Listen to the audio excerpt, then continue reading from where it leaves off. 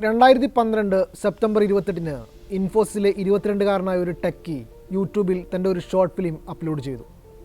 സുഹൃത്തുക്കളുടെയും സഹപ്രവർത്തകരുടെയും പിന്തുണയോടെ zero budget മോഡലിൽ ചിത്രീകരിച്ചതായിരുന്നു ആ ഹ്രസ്വചിത്രം. അങ്ങനെ ഒരു ഓളം ഉണ്ടാക്കാത്ത അതിനെ ഒരു സിനിമാ പ്രേമിയുടെ ആഗ്രഹം മാത്രമായി കണ്ടവർ മറന്നു കളഞ്ഞു. എന്നാൽ 10 വർഷം കഴിഞ്ഞപ്പോൾ അവൻ ഏഷ്യൻ അക്കാഡമി അവാർഡിൽ മികച്ച സംവിധായകനുള്ള പുരസ്കാരവുമായി ചിരിച്ചങ്ങനെ നിന്നു. അവൻ്റെ പേരാണ് ബേസിൽ ജോസഫ്. ഫാൻഡേയുടെ ഈ താൾ അദ്ദേഹത്തെക്കുറിച്ചാണ്. അഭിനയത്തിലും സംവിധാനത്തിലും ഒരേപോലെ തിളങ്ങുന്ന, തൊട്ടതെല്ലാം പൊന്നാക്കിയ ബേസിലിനെ കുറിച്ച്. സ്വാഗതം ഫാൻഡേറിയിലേക്ക്.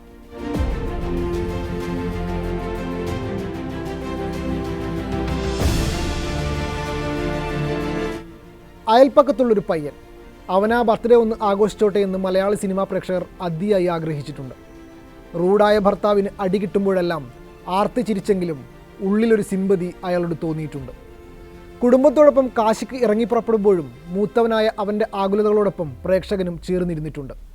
അത് ആ മുഖത്തിൻ്റെ പ്രത്യേകത കൊണ്ടുകൂടിയായിരുന്നു. ഇത്രയും നിഷ്കളങ്കനായ നായകനെ മലയാളി ഇതിനു മുമ്പ് കണ്ടിട്ടേയില്ല. മലയാളത്തിൽ ഒരു കാലത്ത് ജഗദീഷ്, സിദ്ദീഖ്, മുകേഷ്, ജയറാം എന്നിവർ ചെയ്ത ഇന്ന് ഒഴിഞ്ഞുകിടക്കുന്ന ഫീൽ ഗുഡ് കുടുംബ നായകനിലേക്കാണ് ആ പയ്യൻ്റെ യാത്ര. സംവിധാനം ചെയ്തത് 3 സിനിമകൾ, 3ഉം ഹിറ്റ്. വെറും ഹിറ്റല്ല, നല്ല കിഡിലൻ ഹിറ്റ്. മിന്നൽ മുരളി ആവട്ടെ നെറ്റ്ഫ്ലിക്സിനെ വരെ ഞെട്ടിച്ച മുന്നേറ്റം. ഒരു ഇന്ത്യൻ സിനിമയും ഇങ്ങനെ നെറ്റ്ഫ്ലിക്സിൻ്റെ ടോപ്പിൽ കയറിയിരുന്നിട്ടില്ല. നമുക്കായി ഒരു സൂപ്പർ ഹീറോയെ സൃഷ്ടിച്ച സിനിമാക്കാരൻ എന്ന നിലക്ക് ബേസിൽ കുട്ടികൾക്കും മുതിർന്നവർക്കും ഒരുപോലെ പ്രിയപ്പെട്ടവനായിട്ടുണ്ട്.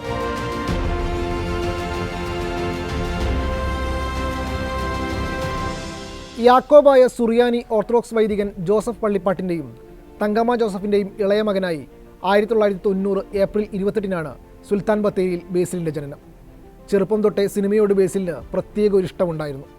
Cent Joseph English higher secondary സ്കൂളിലെ പഠനകാലത്തെല്ലാം സ്പോർട്സ്, ഗാനമേള, നാടകം എന്നിവയിൽ സജീവ സാന്നിധ്യമായിരുന്നു ബേസിൽ. പിന്നീട് ചുരമിറങ്ങി എഞ്ചിനീയറിംഗ് പഠനത്തിനായി തിരുവനന്തപുരം എഞ്ചിനീയറിംഗ് കോളേജിലേക്ക്. ആ സമയത്ത് ചില ഷോർട്ട് ഫിലിമുകളിൽ ബേസിൽ മുഖം കാണിച്ചു. ബിരുദ പഠനത്തിന് ശേഷം പ്രമുഖ സോഫ്റ്റ്വെയർ കമ്പനിയായ ഇൻഫോസിസിൽ ജോലിക്ക് ചേർന്നു. അക്കാലത്താണ് ഷോർട്ട് ഫിലിമുകളായ പ്രിയംവദ കാതരയാണോ, ഒരു തുണ്ടുപടം എന്നിങ്ങനെയുള്ള ഷോർട്ട് ഫിലിമുകളിലൂടെ സംവിധായകനായും നടനായും ബേസിൽ വരവറിയിക്കുന്നത്. അതെല്ലാം സീറോ ബജറ്റ് ഷോർട്ട് ഫിലിമുകളായിരുന്നു. ജോലിക്കിടയിലും ആ യുവാവിൻ്റെ മനസ്സ് മുഴുവൻ സിനിമയായിരുന്നു. സംവിധായകനാവുക എന്ന് മാത്രമായിരുന്നു ലക്ഷ്യം. ജോലി രാജിവെച്ച് സിനിമയ്ക്ക് പിന്നാലെ കൂടി. 22-കാരനായ മകൻ്റെ ആ തീരുമാനത്തിന് അച്ഛനും അമ്മയും എതിര് നിന്നില്ല. കാരണം അവൻ്റെ ഉള്ളിൽ സിനിമ എത്രത്തോളം ഉണ്ടെന്ന് അവർക്കറിയാമായിരുന്നു. അങ്ങനെ വിനീത് ശ്രീനിവാസൻ്റെ അസിസ്റ്റൻ്റായി ക്യാമറയ്ക്ക് പിന്നിലേക്ക്. വർഷം 2013. താൻ ഏറെ നാളായി മനസ്സിൽ കാണുന്ന വെള്ളിത്തിരയുടെ മായിക വെളിച്ചത്തിലേക്ക് ആ ചെറുപ്പക്കാരൻ കാലെടുത്ത് വെച്ചു. വിനീതിൻ്റെ തിരയിലാണ് ബേസിൽ ജോയിൻ ചെയ്യുന്നത്.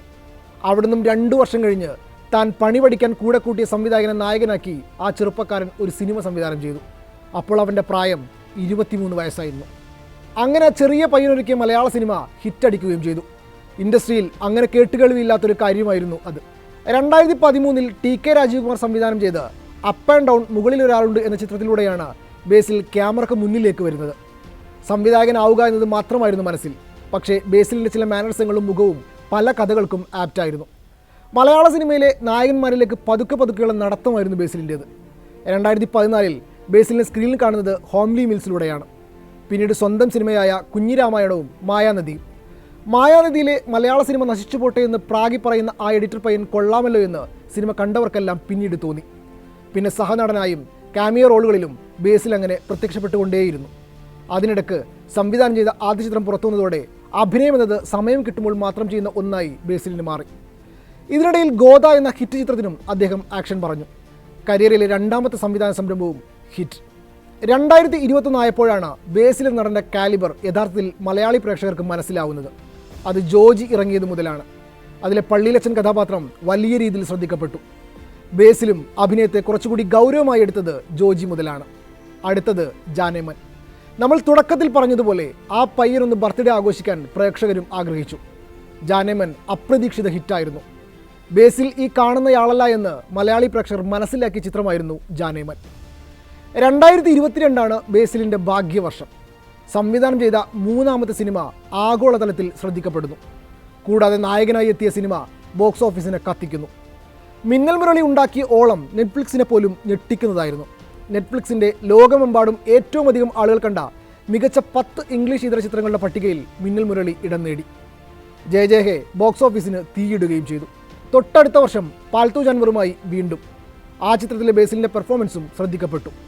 അടുത്ത വർഷം കഠിന കഠോരമി അണ്ടകടാഹവും ഫാലിമിയും. ബേസിൽ രാശിയുള്ള നായകനെന്ന അടക്കം പറച്ചിൽ വരെ ഇൻഡസ്ട്രിയിലുണ്ടായി.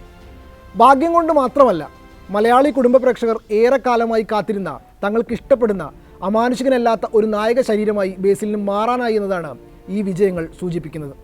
ആഴത്തിലുള്ള കഥാപാത്രങ്ങൾ വരാൻ തുടങ്ങിയപ്പോൾ അത് ചെയ്യുന്നതിനുള്ള എക്സൈറ്റ്മെൻറ്റും താരത്തിന് കൂടുന്നതായി കാണാം. ആക്ടർ എന്ന നിലയിൽ ആ പ്രോസസ്സ് ബേസിൽ കൂടുതൽ എൻജോയ് ചെയ്യാൻ തുടങ്ങി. സപ്പോർട്ടിംഗ് റോൾ ചെയ്യുമ്പോൾ കൗണ്ടർ ഡയലോഗുകളും തമാശകളും ബോഡി ലാംഗ്വേജ് ഉപയോഗിച്ചുള്ള കോമഡികളും ഒക്കെ ചെയ്യുക എന്നതായിരുന്നു ആദ്യത്തെ രീതി.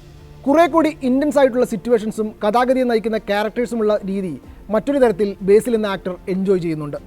അതിനെക്കുറിച്ച് ബേസിൽ ഒരിക്കൽ പറഞ്ഞത് ഇങ്ങനെയാണ്: ജോജിയൊക്കെ വന്നതിന് ശേഷമാണ് ആക്ടർ എന്ന നിലയിൽ സീരിയസ് ആയി ആലോചിക്കാൻ തുടങ്ങിയതും ഡിയർ ഫ്രണ്ട് ആണും പെണ്ണും പോലെയുള്ള സിനിമകളിലേക്ക് കാസ്റ്റ് ചെയ്യപ്പെടുന്നതും. ഡിയർ ഫ്രണ്ടിന് മുമ്പാണ് ജാനമൻ സംഭവിച്ചത്. മെല്ലെ മെല്ലെ അത് പാൽത്തു ജാൻവറിലേക്ക് എത്തി. ആ ഇവോൾവ്മെൻറ്റ് സംഭവിക്കുന്നുണ്ട് എന്ന് കണ്ടപ്പോഴാണ് ഞാനും സീരിയസ് ആയി അഭിനയത്തിൽ ശ്രദ്ധിക്കാൻ തുടങ്ങുന്നത്. അടുത്തത് എന്ത് ചെയ്യണമെന്ന പ്ലാനിങ് തുടങ്ങി. ഇപ്പോൾ കുറച്ചുകൂടി റെസ്പോൺസിബിലിറ്റി വന്നിട്ടുണ്ട്. സംവിധാനം അതിനൊപ്പം കൊണ്ടുപോകാൻ പറ്റുന്നില്ല. എഴുത്ത് പാരലായി നടക്കുന്നുണ്ടെന്ന് മാത്രം. മിഡിൽ ക്ലാസ് മലയാളിയുടെ പ്രതീകമായി ഒരു കാലത്ത് തിളങ്ങിയത് മുകേഷും ജഗദീഷും സിദ്ദീഖുമൊക്കെയായിരുന്നു. അത്തരം കഥാപാത്രങ്ങളെ ഇന്ന് ബേസിലൂടെ കാണാൻ സാധിക്കുന്നതാണ് കാര്യം. 90കളിലെ യുവാക്കൾ സ്വന്തം ജീവിതത്തിൽ നേരിടുന്ന പ്രശ്നങ്ങൾ എടുത്തു പറഞ്ഞ കഥാപാത്രങ്ങളിലേക്ക് ബേസിലിനെ എളുപ്പത്തിൽ പ്ലേസ് ചെയ്യാനാവുന്നുണ്ട്. 30കാരായ ചെറുപ്പക്കാർക്ക് സുഹൃത്തായും അമ്മമാർക്ക് മകനായും തോന്നിപ്പിക്കുന്ന സന്ദർഭങ്ങൾ അദ്ദേഹം നിരവധി സിനിമകളിലൂടെ സമ്മാനിച്ചു. അത്തരം കഥാപാത്രങ്ങൾക്ക് പൂർണ്ണ നൽകാൻ ബേസിലിലെ സംവിധായകൻ്റെ നിരീക്ഷണ ബുദ്ധിയും സഹായിക്കുന്നുണ്ട്. ലൈറ്റ് എൻ്റർടൈനറുകൾ നിർമ്മിക്കുന്ന സംവിധായകർക്ക് പറ്റിയ നടനാണ് ബേസിൽ ജോസഫ്. അങ്ങനെ ഒരു താരശരീരമാണ് അദ്ദേഹത്തിൻ്റേത്. നിഷ്കളങ്കമായ മുഖവും മാനേഴ്സങ്ങളും കാരണം എളുപ്പത്തിൽ പ്രേക്ഷകർക്ക് തങ്ങളെ തന്നെ ബേസിൽ റിലേറ്റ് ചെയ്യാനുമായി. അപ്പോഴും കഠിന കഠോരമി അണ്ടകടാഹം പോലെ വൈകാരികമായി പ്രേക്ഷകനെ തൊടാനും ബേസിൽ കഥാപാത്രങ്ങൾക്ക് ആവുന്നുണ്ട്.